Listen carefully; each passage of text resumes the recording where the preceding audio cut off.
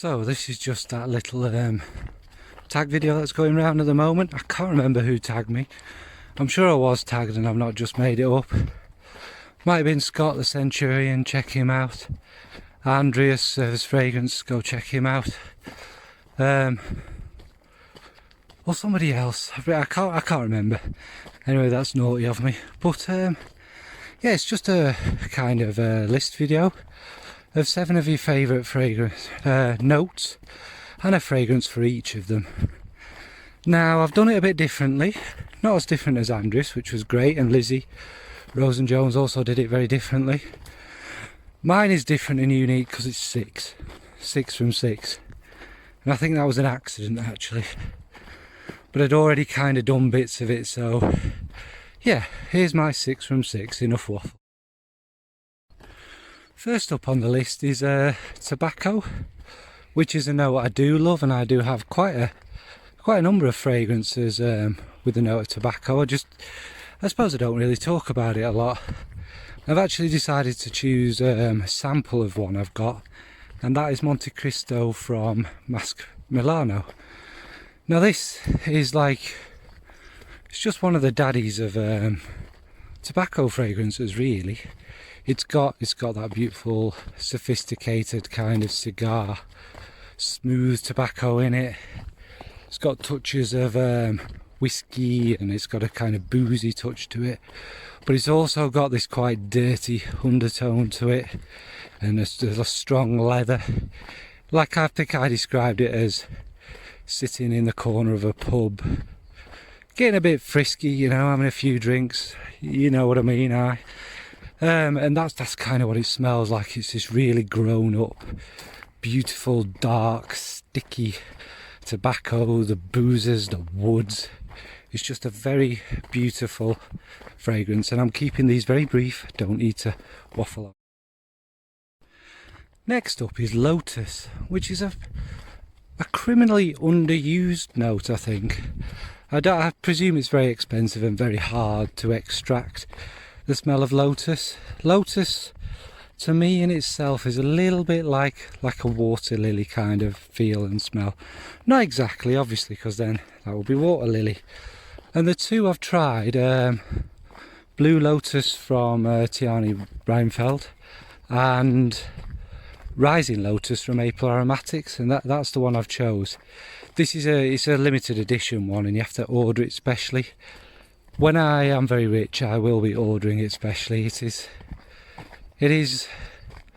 the favourite I kind of tried from the house, because again, it's because of that Lotus, but it's just everything you'd imagine I'd love in a fragrance. It's quite semi-aquatic, you know, like I say, like a water lily.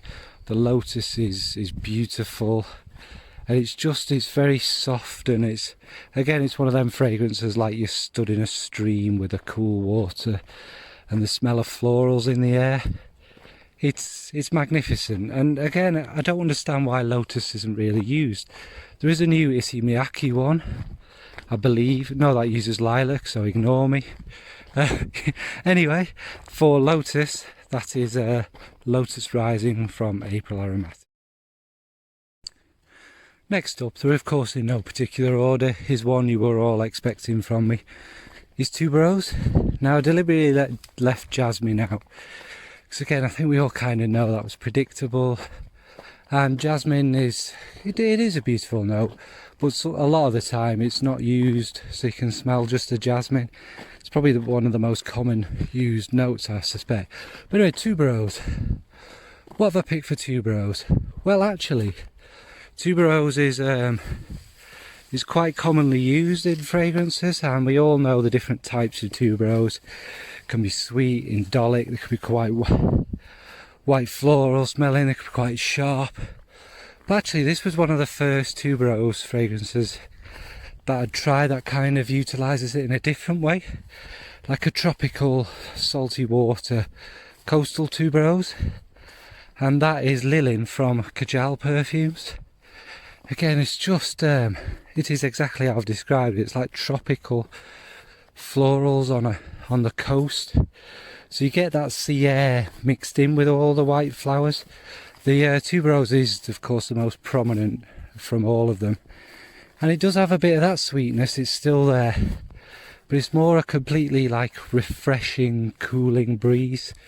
It is one of the most beautiful fragrances I've ever smelled. Never mind just florals, it's so well made, so beautiful. It's so very elegant, it's classy, has a bit of a kind of, I suppose with a Tuberose, it's got that sort of a vintage nod to it.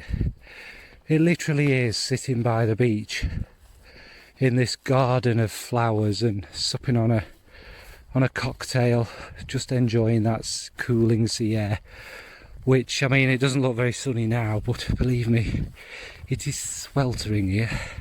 So for Tuberose, it is Lilyn from Calaj perfumes. Beautiful. Next up is, again, it's another white flower. I know it's predictable, but it's probably my favourite white flower, I think. Well, white, yellow, it depends how you look at the different kind of types of it, but Narcissus. What a beautiful note. It's got everything, like a lot of white flowers. It could be highly indolic, it could be beautiful, it could be sweet.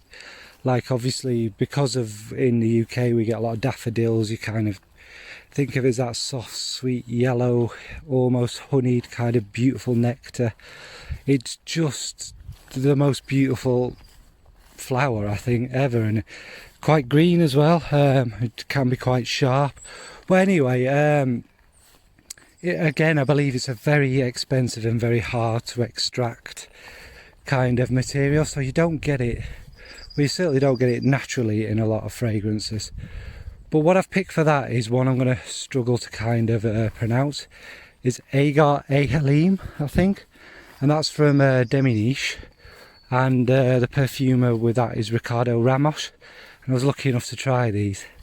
This is like the best Narcissus fragrance I think I've ever tried. There's a lot more obviously in it than Narcissus. There are other yellow florals. There's obviously, as the name suggests, there's quite a bit of oud. It's quite, at first, it's quite punchy. Excuse me, sorry, getting eaten alive there. It's quite punchy. It's lovely, and the oud is quite fecal, mixing with the kind of indoles of the Narcissus.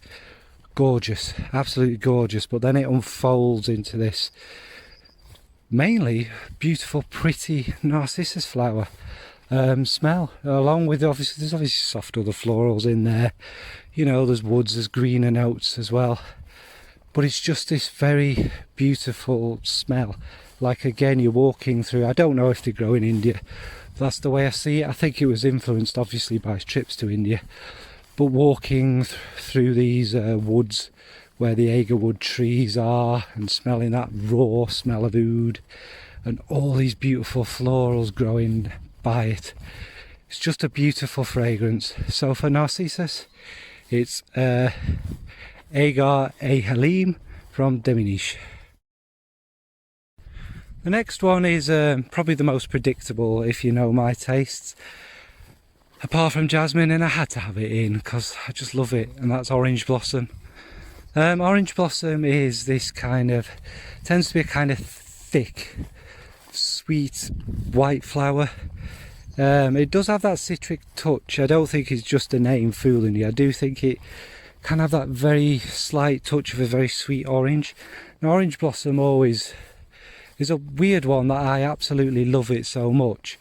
When it's naughty twin Neroli, I detest so much.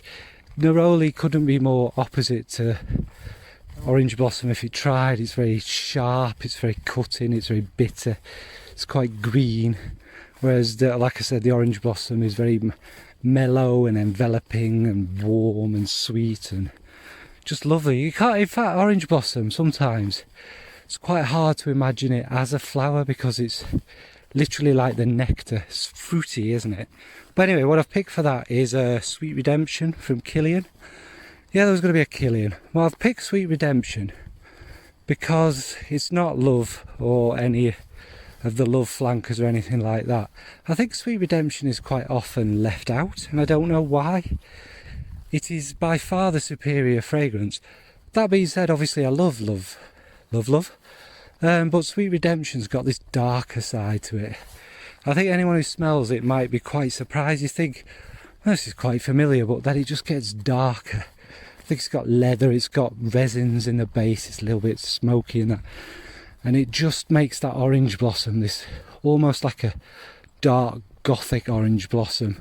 Like it's dripping on your body whilst you're getting your neck bitten or something along them lines. But it is... it makes the most of the orange blossom in a slightly different way to the more famous ones, and I absolutely adore it. Discontinued, of course, although I believe you can still get the refill, but obviously for some reason Kilian just discontinued some of the better ones. And again, I think had Rihanna claimed allegedly she wore Sweet Redemption as opposed to Love, I think more people would like Sweet Redemption. I think it would be even bigger. As much as I love Love, it's very flippant, isn't it? It's fun, isn't it? So yeah. Oh, look.